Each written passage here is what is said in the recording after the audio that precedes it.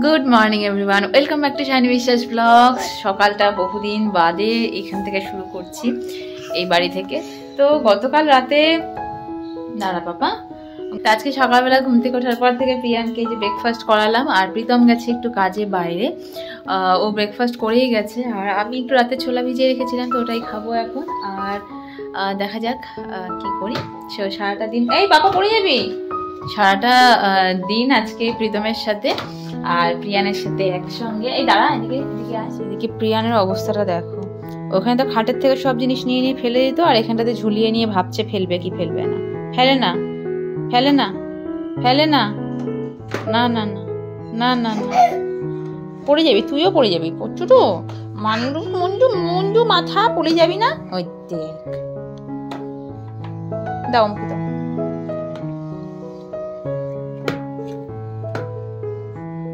এই যে আমি ছোলা ভিজিয়ে রেখেছিলাম, ওই ছোলাটাই এখন খাচ্ছি। প্রিয়ানকে কর্নফ্লেক্স খাইয়ে দিয়েছি, আর প্রিয়ানের জন্য এখানে সমস্ত সবজি কেটে চাল ডাল ধুয়ে রেখেছি।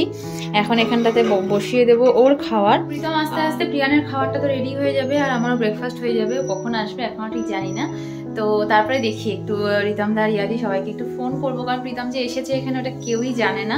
ও কালকে হঠাৎ করে হুড়পাড় করে ও এসেছে, আমরাও হুড়পাড় করে এসেছি, তো কাউকে জানানোর সময়ই হয়নি। আর আজকে দেখি যদি সময় করে উঠতে পারি, ওর ওদিকের সমস্ত কাজ হয়ে যেয়ে থাকে, তাহলে একটু গিয়ে সবার সঙ্গে দেখাও করে আসবো। অনেকদিন পরে সেই ছাদটাতে আসলাম, অনেক সুন্দর সুন্দর ফুল ফুটেছে শীতের। প্রীতম এখনই ফোন করলো, ওর কাজ প্রায় হয়ে এসেছে, আসার সময় মাংস নিয়ে আসবে। তো সমস্ত সবজি টবজি রেখে আসলাম এগুলো নিয়ে, কারণ ঘরের অবস্থা ভীষণ শোচনীয়, মানে যাকে বলে আর কি 2 মাসের পুরো আঠা জমে গেছে যেন মেঝেতে। তো ওগুলো ঝাড়টার দিয়ে প্রীতম আসলে পরে রান্না বসিয়ে তারপরে ঘরটা মুছে দেবো। আর এই যে বলছিলাম যে সুন্দর সুন্দর ফুল ফুটেছে, এই হলো সেই ফুল। কালারগুলো ডিফারেন্ট, একটা রেড অ্যান্ড হোয়াইট, একটা পিঙ্ক অ্যান্ড হোয়াইট, বেশ সুন্দর লাগছে। আর এই যে আমাদের বাড়ির সেই কলা গাছ, কলা গাছের পাতাগুলো অনেকগুলো কমে গেছে বা পড়ে গেছে হয়তো, বাট গাছটা অনেকটা লম্বা হয়েছে। যেটা বলছিলাম, প্রীতম মাংস নিয়ে এলে পরে মাংসটা বসিয়ে দেবো, আর ওই ঘরটাও মুছবো। ঘর ঝাড়া কমপ্লিট, আর এই যে চিকেন নিয়ে চলে এসেছে, তো এটা ধুয়ে একবারে মশলা টসলা দিয়ে বসিয়ে দেবো, আর ওদিকে ঘরগুলো পরিষ্কার করে নেবো। প্রিয়ান ততক্ষণ নিচে আছে, ততক্ষণে যতটুকু কাজ এগিয়ে রাখা যায়। আর প্রিয়ানের খাবারটাও মোটামুটি হয়ে গেছে। এই যে চিকেন এখানে লবণ হলুদ মাখিয়ে একটু ম্যারিনেট করে রেখেছি। এখানে কড়াইতে তেল বসিয়েছি, প্রথমে আলুটা ভেজে তুলবো, তারপর চিকেনগুলো সব দিয়ে দেবো।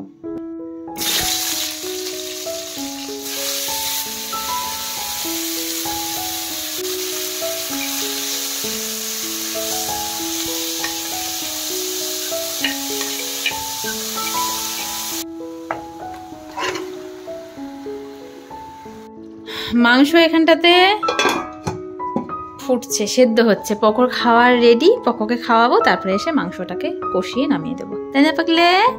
হে জানা পকলা কতদিন পরে ওর খেলনার ঝুড়িটা পেয়েছে। ওর কাছে এখন এগুলো সব নতুন, যেগুলো দিয়ে খেলতো ওগুলো তো ভুলে গেছে।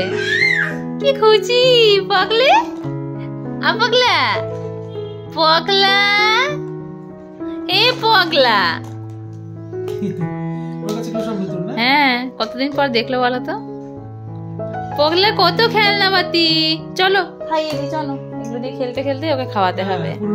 হ্যাঁ, প্রিয়ানের খাওয়া দাওয়া তো কমপ্লিট, এখন চিকেনও হয়ে গেছে। কষা কষা চিকেন নামিয়ে নিয়েছি, ভাবি মাঠটা নিচে দিয়ে আসি, তারপরে এসে প্রিয়ানকে ঘুম পাড়িয়ে আমি আর প্রীতম খাবো।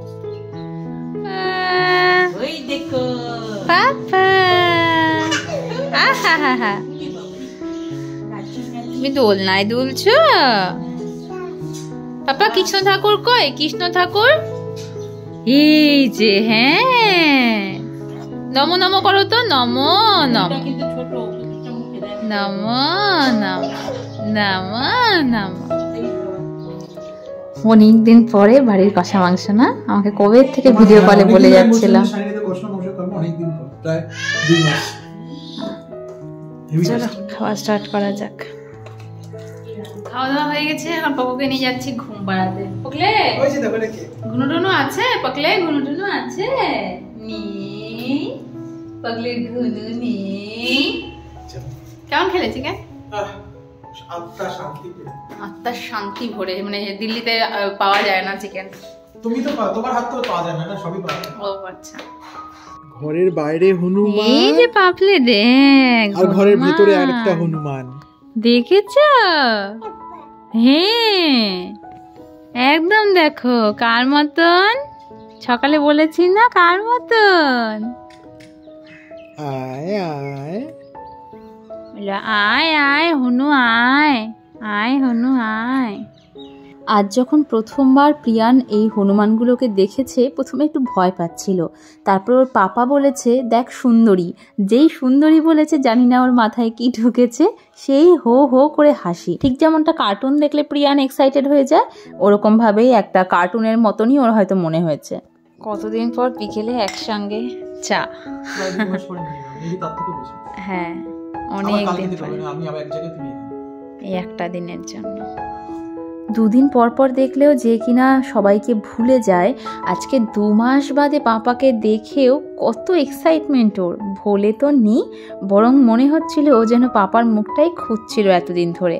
জাস্ট ওরা বলতে পারে না, তাই এদের প্রকাশটা কম। আর এখন পাপাকে পেয়ে মাম্মাকেই ভুলে গেছে। আমি যতই ওকে ডাকাডাকি করছি না কেন, ও মুখটাকেই ঘুরিয়ে রেখেছে যে আমি যাতে ওকে ওর পাপার কাছ থেকে নিতে না পারি। এই হয় বাবা ছেলের বন্ডিং।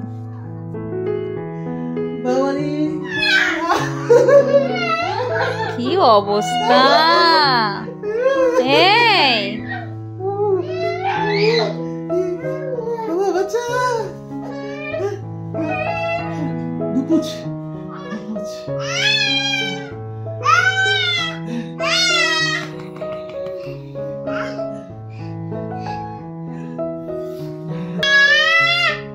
লড়াই জিতে গেলে,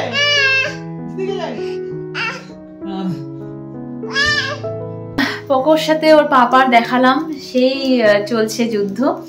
আর প্রীতম এসেছে, মানে যেটা বললাম হুট করে ওর আসার কোনো প্ল্যান ছিল না, কিছু না। আমার একটা জিনিসই খারাপ লাগছে যে ও এতদিন ধরে 2 মাস ধরে বাইরে আছে, আমাকে ডেইলি ফোন করে বলতো যে এটা খেতে ইচ্ছে করছে, ওটা খেতে ইচ্ছে করছে। তো আমি ভেবেছিলাম যখন ও আসবে, মাও যেটা আমাকে বলেছিল যে পিঠে পুলি, যেটা এই শীতের সময় ও কিছুই খেতে পারলো না, হ্যাঁ, তো ওগুলো বানাবে। বাট এই যে ওদলা বাড়িতে যেতে পারলো না, তো এখানে তো কেউ মানে কিছু করারও নেই, আর আমি ওকে কিছু করে খাওয়াতেও পারছি না।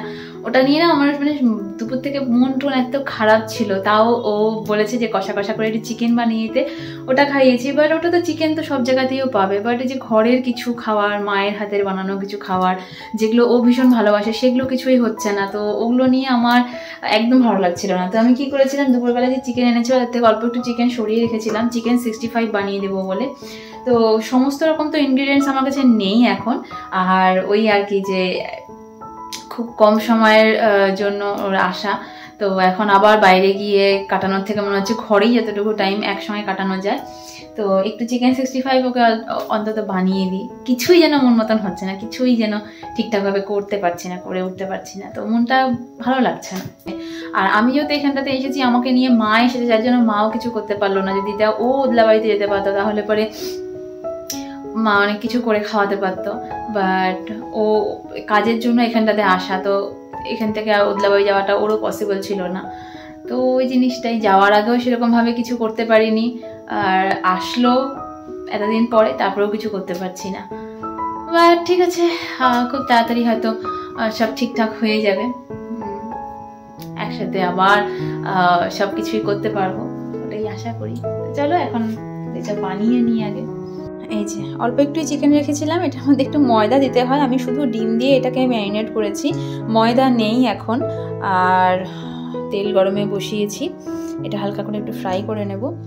তো এখানটাতে চিকেন ফ্রাইতে বসিয়ে দিয়েছি, আর এখন যাব ঘরে, আমাদের কিছু ওর ব্যাকপ্যাকিংয়ের ব্যাপার আছে সেগুলোর জন্য। তো এই যে ট্রলি ভর্তি জিনিসপত্রকে এবার কিছু জিনিস দিয়ে দেবো, যাতে ওর ওখানেতে গিয়ে কোনো অসুবিধা না হয়, টুকটাক কিছু ঘরের রান্নাবাড়ি করে খেতে পারে। এখানে সমস্ত ডকুমেন্টস নিয়ে বসেছে। এই যে এতক্ষণে মনে হলো বাড়িটা জমজমাট, এতক্ষণে মুখে প্রীতমেরও হাসি, আমারও হাসি। সত্যি কথা, কালকের থেকে যে এখন এতক্ষণে হাসলাম একটু আমরা। আমি এখানে আসছি রাত 9টার সময়, আমি মামা বাড়িতে ছিলাম। এখানে রিয়াদি, চুকদা সবাই এসেছে, প্রীতম এসেছে শুনে, আর আমাদেরকে বকাবকি করছে আমরা কেন আগে জানাইনি।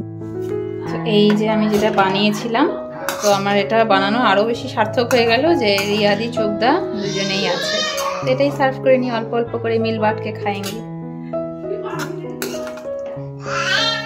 সুখদা রিয়াদি আসাতে একটা হঠাৎ করে প্ল্যান হয়ে গেল। গতকাল থেকে সবকিছুই হঠাৎ করে হয়ে যাচ্ছে, মানে আনপ্ল্যান জিনিসগুলো হচ্ছে, আর এগুলোই সবসময় বেশি ভালো হয়।